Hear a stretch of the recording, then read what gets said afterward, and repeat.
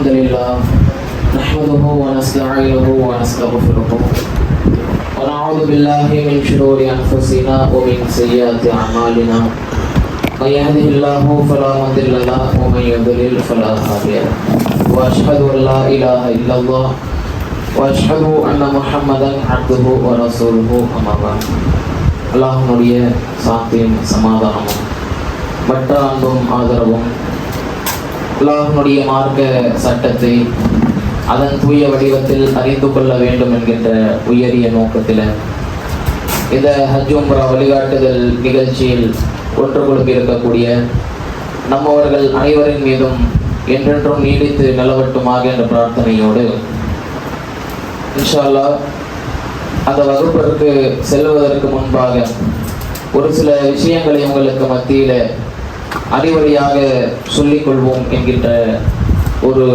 ஆசையோடு அல்லாஹ் ரப்புல் ஆலமீன் தன்னுடைய திருமறை குர்ஆனிலே மனித சமுதாயத்தை பற்றி பேசும் பொழுது வமா ஹலக்துல் ஜின்ன வல் இன்ஸ இல்லா லியஅபுதுன், மனிதர்களையும் ஜின்களையும் என்னை வணங்குவதற்காகவே தவிர நான் படைக்கவில்லை என்று ஒரு மனித சமுதாயத்தை படைத்ததற்குண்டான நோக்கத்தை பற்றி பேசுகிறார். இப்போ மனிதர்களாக இருக்கக்கூடிய நாம இந்த உலகத்துல வாழ்ந்து கொண்டிருக்கக்கூடிய இந்த சூழ்நிலையில நாம் எடுத்து வைக்கக்கூடிய ஒவ்வொரு அடிகளும், நாம் பயணிக்கக்கூடிய வேளையில அல்லாஹ் ரப்புல் ஆலமீன் எந்த விதத்தில் நம்முடைய பயண ஏற்பாடுகளை செய்ய வேண்டும் என்று சொல்லியிருக்கிறானோ, எந்த முறையில வணக்க வழிபாடுகள் செய்ய வேண்டும் என்று சொல்லியிருக்கிறானோ, எந்தெந்த நேரத்தில் வணக்க வழிபாடுகள் செய்ய வேண்டும் என்று சொல்லியிருக்கிறானோ அதை நம்முடைய வாழ்க்கை பயணத்தில் நாம் மேற்கொள்ள வேண்டும். அப்படி ஒருவன் செய்தால்தான் நாளை மறுமை நாளிலே சொர்க்கம் என்று சொல்லக்கூடிய மிகப்பெரிய ஒரு வெற்றியை அடைய முடியும். இல்லைன்னு சொன்னால் அந்த வெற்றிக்குண்டான மிகப்பெரிய ஒரு கேள்விக்குறியாக நாம் செய்யக்கூடிய செயல்பாடுகளை வந்து நிற்கும் என்பதை புரிந்து கொள்ள வேண்டும். அந்த அடிப்படையில் நீங்கள் பார்த்தீங்கன்னா வணக்கங்களில் ஒரு வணக்கம் தான் ஹஜ் என்று சொல்லக்கூடிய வணக்கம், உம்ரா என்று சொல்லக்கூடிய வணக்கம். மிகவும் முக்கியமான ஒரு வணக்கம். காரணம் என்னன்னா, நம்முடைய பொருளாதாரத்தை, நேரத்தை, நம்முடைய ஆரோக்கியத்தை எல்லாம் செலவழித்து நாம் என்ன செய்கிறோம்னா ஹஜ் என்ற கடமையை செய்ய போகிறோம். இப்படி போகக்கூடிய வேலையில தான் அல்லாஹ் ரப்புல் ஆலமீன் நமக்கு மிகப்பெரிய ஒரு சோதனையை வைத்திருக்கிறான். செல்லக்கூடிய நாம எந்த நோக்கத்தில், எந்த எண்ணத்துல போகிறோம் என்பது தான் ரொம்ப முக்கியம். ஏதோ ஹஜ் செய்ய போறோம், அல்லாஹ் கடமையாக்கிட்டான் அப்படின்ற சிந்தனை நமக்கு இருக்காது. நிச்சயமாக எல்லாரும் என்ன நினைப்புல போவோம்னா ரொம்ப பெரிய ஒரு சந்தோஷத்தோடு ஆனந்தத்தோடு போவோம். அல்லாஹ் எனக்கு ஒரு வாய்ப்பு கொடுத்திருக்கிறான், ஹஜ் செய்வதற்குண்டான அந்த வசதி எனக்கு கொடுத்திருக்கிறான், நிறைய பேருக்கு கிடைக்கல, அல்லாஹ் எனக்கு கொடுத்திருக்கிறான் என்கின்ற அந்த ஆசையோடு, ஆர்வத்தோடு, மகிழ்ச்சியோடு தான் நம்ம போவோம். ஆனா என்ன பிரச்சனை தெரியுமா? போகக்கூடிய வேலையிலும் சரி, போனதற்கு பிறகும் சரி, நம்முடைய செயல்பாடுகள் நம்முடைய ஈமானை பாதிப்புக்கு உள்ளாக்கக்கூடிய அளவிற்கு இருந்து விடக்கூடாது. நாம செய்யக்கூடிய செயல்பாடுகள் இருக்குல்ல, இந்த ஹஜ்ஜுக்கு செல்வதற்கு முன்பாகவும் சரி, ஹஜ்ஜுக்கு போனதற்கு பிறகும் சரி, போயிட்டு வந்ததற்கு பிறகும் சரி, இந்த மூணு நிலையிலையும் நாம் ஒவ்வொருவரும் என்ன யோசிக்கணும்னா, நான் செய்யக்கூடிய இந்த ஹஜ், அல்லாஹ் என் மீது கடமையாக்கி இருக்கக்கூடிய இந்த ஹஜ், நான் சரியான முறையில, மார்க்கம் கற்பித்த முறையில, மார்க்கம் சொல்லிக் கொடுத்த அடிப்படையில, அல்லாஹ்வுடைய தூதர் ஸல்லல்லாஹு அலைஹி வஸல்லம் அவர்கள் எதை விட்டும் தடுத்தார்களோ அதையெல்லாம் தடுத்து கொண்டு, எதை செய்ய சொன்னார்களோ அதை செய்து என்னுடைய வணக்கம் இருக்கிறதா அப்படின்றத நம்ம ஒவ்வொருவரும் என்ன செய்யணும்னா சுய பரிசோதனை செய்து கொள்ள வேண்டும். அந்த அடிப்படையில ஒரு சில விஷயங்களை, ஏன்னா நம்முடைய அந்த வழக்கத்தில் இருக்கக்கூடிய ஒரு சில தவறுகள் நாம் செய்து கொண்டிருக்கிறோம். அந்த தவறுகள் இருந்து நம்ம விலகிக்கணும். அதுல முதலாவது விஷயம் என்னன்னு சொன்னா, ஹஜ்ஜுக்கு போகக்கூடிய அந்த மகிழ்ச்சியில, சந்தோஷத்துல நம்ம என்ன செய்யறோம்னா ஊரையே கூப்பிட்டு சாப்பாடு போடுகிறோம். அந்த ஒரு விஷயத்துல நம்ம கவனமா இருக்கணும். காரணம் என்னன்னா, நாம செய்யக்கூடிய வணக்கம் நமக்கும் அல்லாஹுக்குமானது. அது இஹ்லாஸ் என்று சொல்லக்கூடிய உள்ள தூய்மையோடு செய்ய வேண்டிய ஒரு விஷயம். நான் அல்லாஹ்வுக்காக செய்யறேன், இறைவனிடத்தில் கூடிய எதிர்பார்த்து செய்யறேன்.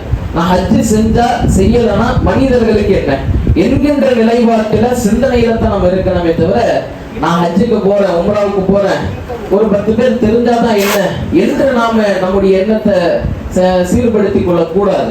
நாம எப்படி அதை பக்குவப்படுத்தணும் சொன்னா, நான் ஹஜ்ஜுக்கு போறேன், என்னுடைய வணக்கத்தை அல்லாஹ் ஏற்றுக்கொள்ள போகிறான், இறைவன் கூலி தர போகிறான், நான் செய்யக்கூடிய ஹஜ்ஜு அதை மறுமையினால் எனக்கு வெற்றியை பெற்று தரும். இது மனிதர்கள் பார்த்தான பார்க்கலனான, தெரிஞ்சா என்ன தெரியலனான, அதை தூக்கி போட்டுருவோம், நான் அல்லாஹ்வுக்காக செய்றேன் என்கின்ற அந்த சிந்தனை இருக்குல்ல, இந்த சிந்தனை தான் ஒரு மனிதனை பக்குவப்படுத்துகிறது. இதுதான் உண்மையான இஹ்லாஸான முறையில செய்யக்கூடிய வணக்கங்கள். நாம தொழுகிறோம்ல, 5 வக்து தொழுகிறோம், 5 வக்து தொழுகைய ஊர் முழுக்க சொல்லியா நடக்கிறோம்? கிடையாது. சொல்லி நான் லோஹர் தொழுவ போறேன் ஸ்டேட்டஸ் வைப்போமா, நான் அசர் தொழுவ போறேன் ஸ்டேட்டஸ் வைப்போமா? நிச்சயமா கிடையாது. நாம அது எப்படி ஒரு வணக்கம், எனக்கும் அல்லாஹ்வுக்குமான பந்தம், எனக்கும் அல்லாஹ்வுக்குமான தொடர்பு, நான் வரேன் ஜமாத்தா தொழுகிறேன், அதற்கு நான் நன்மை அல்லாஹ் எனக்கு தருவான் என்ற சிந்தனையோடு வரேன், நான் தொழுதுட்டு போயிட்டே இருக்கிறேன். இதோட முடிஞ்சா இல்லையா? இப்போ நோன்பு வைக்கிறீங்க, நோன்புல கூட ஒரு சில இடங்கள்ல சின்ன பசங்களுக்கு இருக்கும், சின்ன பசங்க இருக்காங்கல்ல, அவங்க இடத்துல ஒரு பழக்கம் இருக்கும். என்னன்னா, ஸ்கூலுக்கு நோன்பு வச்சுட்டு போனாங்கன்னா சந்தோஷமா சொல்லலாம். சின்ன பசங்க அவங்களுடைய சிந்தனை அப்படின்னு வைங்களேன், நோன்பு வச்சிருக்கிறியாரா, நானும் நோன்பு வச்சிருக்கிறேன் அல்ஹம்துலில்லாஹ் என்று சொல்லக்கூடிய பழக்கம் இருக்கு. ஆனா பெரியவர்கள் முதியவர்கள் சொல்லுவோமா? சொல்ல மாட்டோம். நோன்பு வச்சிருக்கோம், நோன்பு அவ்வளவுதான் போச்சு. காரணம் என்ன? நமக்கும் அல்லாஹ்வுக்குமானது இறையச்சம் என்று சொல்லக்கூடிய அந்த ஒரு பண்பு என்னுடைய உள்ளத்துல இருக்கும். அது மாத்திரம்தான் இறைவன் எதிர்பார்ப்பது. எப்படி மற்ற வணக்கங்களை இது போல நமக்கும் அல்லாஹ்வுக்குமான ஒரு அம்சமாக வைத்துக்கொண்டு பக்குவமாக நடந்து கொள்கிறோமோ, இதே போல இன்ஷா அல்லாஹ் ஹஜ் என்று சொல்லக்கூடிய வணக்கத்தையும் நாம் செய்ய வேண்டும். அதை சாப்பாடு போட்டு மகிழ்ச்சியாக கொண்டாடி ஒரு ஊருக்கே சொல்லி நடக்கக்கூடிய இந்த விஷயத்துல நாம் தவிர்த்துக்கணும். 2வது என்னன்னு சொன்னா, இப்போ ஹஜ்ஜுக்கே போயிட்டோம்னு வைங்களேன், ஹஜ்ஜுக்கு போகக்கூடிய அந்த வாய்ப்பு எல்லாருக்கும் கிடைக்காது. போகக்கூடியவர்கள் என்ன செய்யணும்னா, குர்ஆன் ஹதீஸோடு தொடர்புல தொழுதுகிட்டு குர்ஆன் ஓதிக்கிட்டு இப்போ இந்த மாதிரி வணக்கங்களை ஈடுபடணுமே தவிர, ஃபோன் எடுத்துக்கிட்டு அதில் ஸ்டேட்டஸ் போட்டு செல்ஃபியை போட்டு அங்கே ஃபோட்டோ பிடிச்சிக்கிட்டு நம்முடைய நேரத்தையும் நம்முடைய அமல்களையும் நம்ம என்ன செய்யணும், வீணாக்கி கொண்டு இருக்கிறோம். அந்த ஒரு காரியத்தை நம்ம என்ன செய்ய தேவையில்லை, செய்யக்கூடாது. சரிங்களா? நம்முடைய அமல்கள் வீணாகிவிடும். அதே மாதிரி போயிட்டு வந்தா என்ன, பெரும்பாலும் இன்னைக்கு ஒரு சிலருடைய சிந்தனை என்னன்னா, நான் ஹஜ்ஜுக்கு போயிட்டு வந்தா என்னுடைய பேர் என்ன, ஹாஜி அப்துல்லா, என்னுடைய பேர் என்ன, ஹாஜி அப்துல் ரஹ்மான் என்ற ஹாஜி என்ற பட்டத்தை பெறுவதற்காக ஒரு சில பேர் போவாங்க. அந்த ஒரு விஷயத்தை நம்ம எதிர்பார்க்க கூடாது.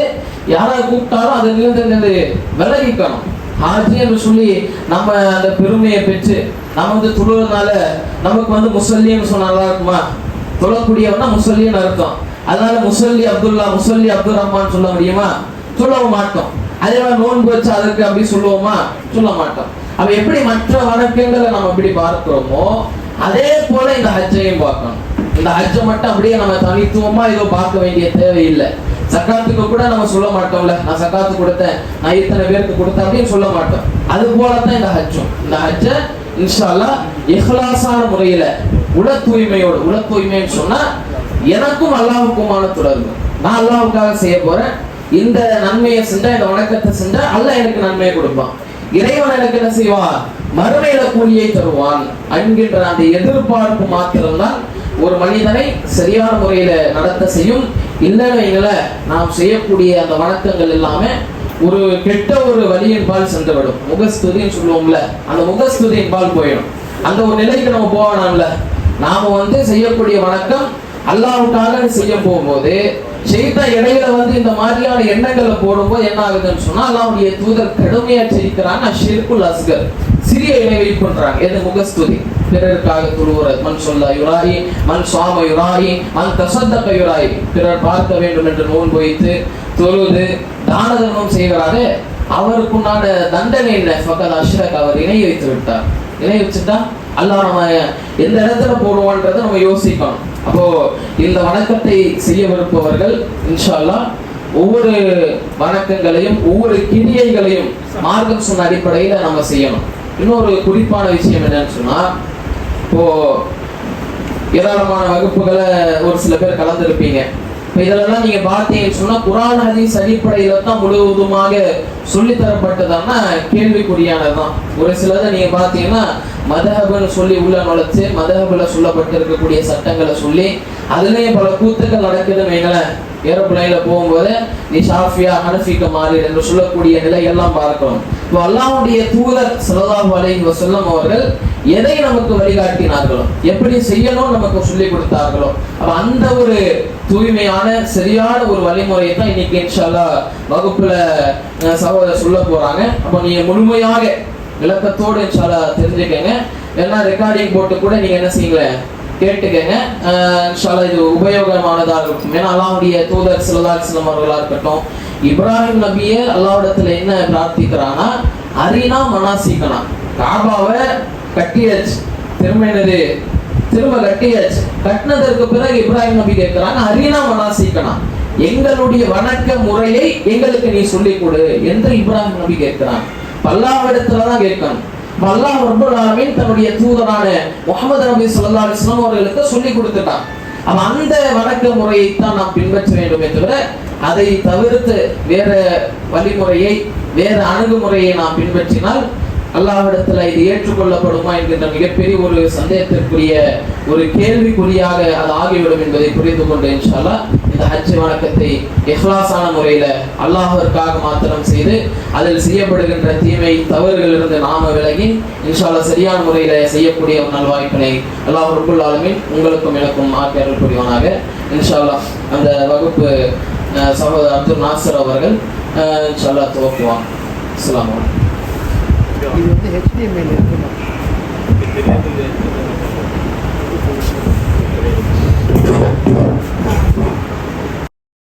Subscribe to Creativity channel, do like, share, comment and click the notification bell so that you will be notified every time we post a new video.